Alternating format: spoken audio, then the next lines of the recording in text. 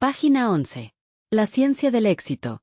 Charles G. Koch, 2007. Cómo la gestión basada en el mercado construyó la empresa privada más grande del mundo. Capítulo 1. Evolución de un negocio. Quien quiera saber lo que será, debe considerar lo que ha sido. H. G. Bone. En verdad, no existe tal cosa como una industria de crecimiento. Solo existen empresas organizadas y operadas para crear y capitalizar oportunidades de crecimiento. Las industrias que suponen estar subidas en un ascensor automático de crecimiento, invariablemente descienden hacia la estagnación. Theodore Levitt. 1.1 Entre patentes y petróleo.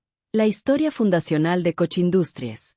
La comprensión de MBM marca registrada y de cómo sirvió para guiar y construir Koch Industries se facilita con una breve revisión de la evolución de la compañía. Un buen punto de partida es mi abuelo, Harry Koch, quien fue formado como aprendiz de impresor. Emigró desde los Países Bajos en 1888 y 3 años después se estableció en Wanna, Texas, donde compró un periódico semanal en dificultades junto con una imprenta. Ese periódico, el Tribune-Chef, aún se publica hoy. Wanna estaba en una zona muy pobre, por lo que muchos de los clientes de Harry pagaban, en parte, con trueque. Mi padre, Fred C. Koch, nacido en 1900, veía poco futuro en Wanna o en el negocio de la impresión. Se marchó a estudiar ingeniería en Rice, donde fue elegido presidente de su clase de segundo año. Se transfirió al MIT al enterarse de que había creado el primer programa de ingeniería química. Se convirtió en capitán del equipo de boxeo en el MIT, donde se graduó en 1922. Tras su graduación, mi padre trabajó como ingeniero químico en 3 compañías distintas. En 1925, un compañero del MIT lo invitó a convertirse en socio de una firma de ingeniería en Wichita, Kansas. 2 años después de unirse a esa firma, que pasó a llamarse Winkler Koch Engineering Company, mi padre desarrolló un proceso mejorado de craqueo térmico para convertir petróleo pesado en gasolina. Su desarrollo resultaba menos costoso, aumentaba los rendimientos y reducía los tiempos de inactividad. El éxito de Winkler Koch al vender este proceso a refinadores independientes atrajo de inmediato la atención de las grandes compañías petroleras. Para controlar la tecnología, la mayoría de las grandes habían agrupado sus patentes de craqueo en lo que se conocía como el Patent Club, coordinado por la Universal Oil Products Company, UOP. Entonces, como ahora, UOP era la principal empresa de desarrollo de procesos de refinería. La diferencia era que, en aquel tiempo, UOP pertenecía a las grandes compañías. A diferencia del desarrollo de mi padre, que era libre de regalías, el Patent Club cobraba regalías elevadas. En 1929, el Patent Club, preocupado por la creciente competitividad de los independientes, demandó a Winkler Koch y a todos sus clientes, alegando infracción de patentes. Esto paralizó el negocio de Winkler Koch en Estados Unidos. Sobrevivió construyendo plantas en el extranjero, especialmente en la Unión Soviética, donde levantó 15 unidades de craqueo. Como resultado, Winkler Koch disfrutó de su primer éxito financiero real durante los primeros años de la Gran Depresión. Fred encontró la Unión Soviética como una tierra de hambre, miseria y terror. Prácticamente todos los ingenieros soviéticos con los que trabajó fueron purgados por Stalin, quien exterminó a decenas de millones de su propio pueblo.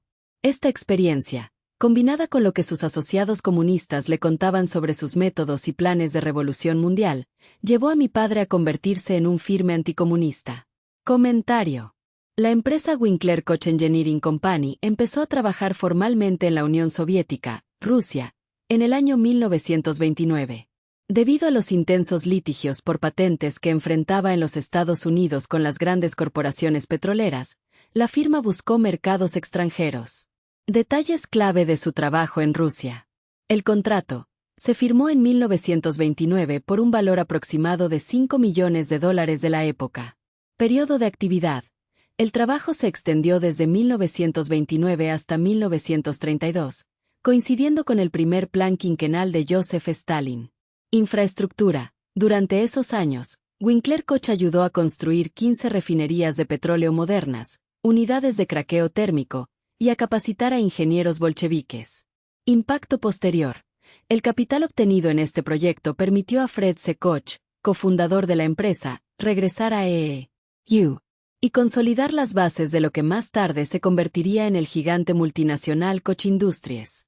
M.R. Koch escribe: a lo largo de 23 años de litigios con el Patent Club, Winkler Koch solo perdió uno, y aún ese veredicto fue anulado cuando se descubrió que el juez había sido sobornado. El escándalo resultante fue tan grande que las grandes compañías donaron UOP a la Sociedad Química Estadounidense. Winkler Koch contra demandó, llegando a un acuerdo en 1952 por $1.5 millones. Aunque era una suma considerable, llevó a mi padre a aconsejarme: nunca demandes, los abogados se quedan con un tercio, el gobierno con otro tercio y tu negocio queda destruido. He intentado seguir su consejo y he presentado muy pocas demandas. Desafortunadamente, olvidó decirme cómo evitar ser demandado. En 1940, Fred aceptó una oferta para unirse a una nueva compañía que se estaba formando para construir una refinería de 10,000 barriles por día cerca de East St. Louis.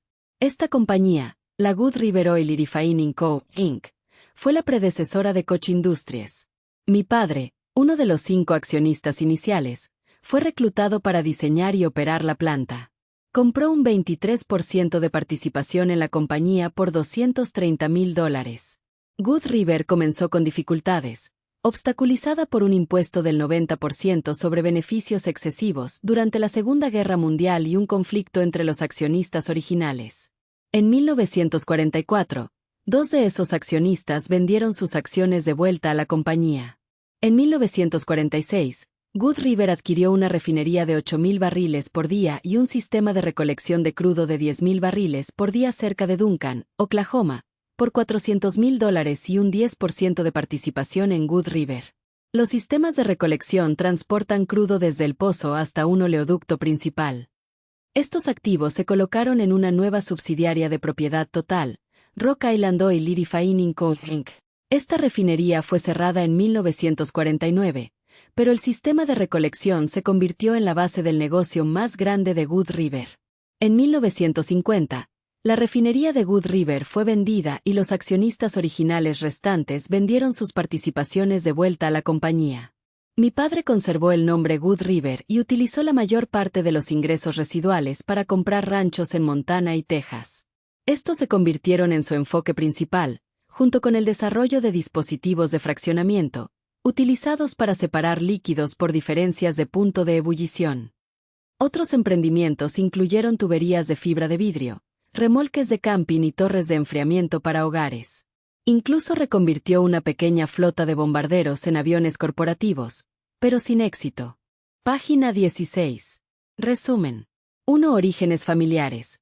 Harry Koch, abuelo del autor, emigró de los Países Bajos en 1888 y fundó un periódico en Wanna, Texas, que aún existe. 2. Cambio de rumbo. Fred C. Koch, hijo de Harry, vio poco futuro en la imprenta y optó por estudiar ingeniería química en Rice y luego en MIT, donde se graduó en 1922. 3. Innovación técnica. En 1927, Fred desarrolló un proceso mejorado de craqueo térmico para convertir petróleo pesado en gasolina, más barato y eficiente que los existentes. 4. Conflicto con grandes petroleras.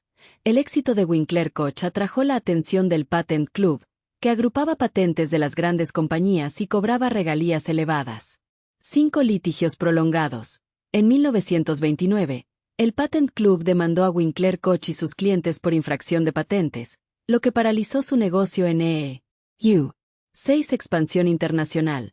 Para sobrevivir, Winkler Koch construyó 15 unidades de craqueo en la Unión Soviética entre 1929 y 1932, durante el primer plan quinquenal de Stalin. 7. Impacto ideológico. La experiencia en la URSS, marcada por hambre y purgas, convirtió a Fred en un firme anticomunista. 8. Resolución de litigios. Tras 23 años de pleitos, Winkler Koch ganó la mayoría y en 1952 obtuvo un acuerdo de $1.5 millones, aunque Fred aconsejaba evitar demandas. 9. Nacimiento de Koch Industries. En 1940, Fred se unió a la Good River Oil y Refining Co., precursora de Koch Industries, adquiriendo un 23% de participación. 10. Diversificación posterior. Tras vender la refinería en 1950, Fred invirtió en ranchos y proyectos diversos, fraccionadores, tuberías de fibra de vidrio, remolques, torres de enfriamiento, aunque algunos intentos, como convertir bombarderos en aviones corporativos, fracasaron.